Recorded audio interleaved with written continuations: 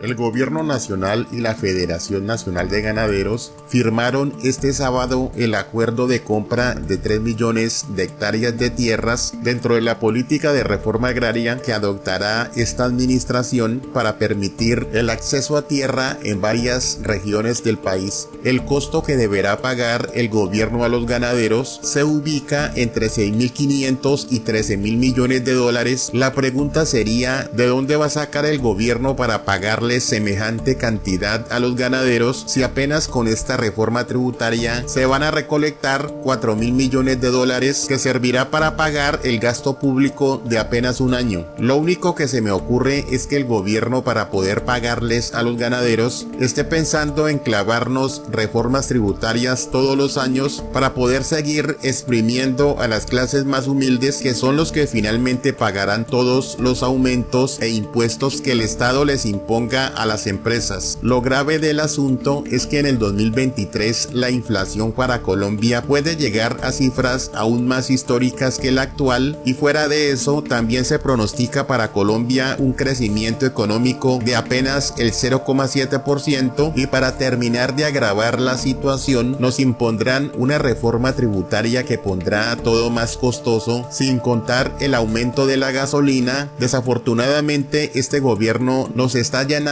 un camino que será peor que en los tiempos de pandemia, donde el hambre y la miseria se empezarán a palpar con más fuerza en los meses venideros. A continuación veamos esta entrevista a Miguel Polo con CNN, donde el congresista se hace la misma pregunta: ¿de dónde sacará Petro todos esos millones de dólares para poderles comprar los 3 millones de hectáreas de tierras a los ganaderos? A conclusiones, congresista, gracias por estar con nosotros. ¿Por qué era necesaria una reforma agraria en Colombia, congresista? Bienvenido. Gracias por tu invitación. Muy buenas noches a todos los televidentes de Latinoamérica y el mundo. Lo primero es que el gobierno de Gustavo Petro tiene una fijación por las tierras, una fijación socialista que viene de las guerrillas de los años 60 y 70, siendo él pues perteneciente a una guerrilla como lo fue el M-19. Ellos creen que hoy la riqueza está sujeta a qué cantidad de tierras tenga. Una teoría mandada a recoger y una teoría económica errónea, porque hoy la riqueza depende de la innovación y de la tecnología. A mí me gustaría preguntarle al presidente Gustavo Petro cuánta tierra tiene Jeff Bezos o cuánta tierra tiene Mark Zuckerberg. Ningún país en el mundo ha salido de la pobreza y del subdesarrollo vendiendo tomates y cebolla. Ahora, el que escupe para arriba, en la cara le cae. El gobierno de Gustavo Petro hoy se sentó con los ganaderos de Colombia, a quienes en el pasado acusó de terratenientes, oligarcas, despojadores y paramilitares.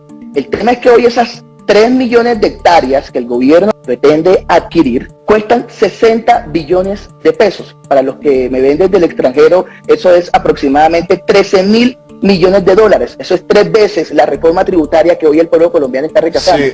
¿De dónde va a sacar? Entre 6.500 y 13.000 millones de dólares, ¿no, congresista? Estaba viendo la cuenta, es muchísimo dinero, y para serle completamente honesto, a mí me recuerda esto lo que pasó en mi propio país, en México, hacia 1938, cuando un presidente llamado Lázaro Cárdenas expropió tierras y se las dio a muchos campesinos. Quiero preguntarle a usted si considera que los campesinos, los agricultores, se van a beneficiar realmente con esta estrategia del presidente. Si el presidente Gustavo Petro de verdad está interesado en ayudar a los campesinos y a los agricultores de Colombia, focalizaría sus ojos en la Mojana Sucreña, mi departamento.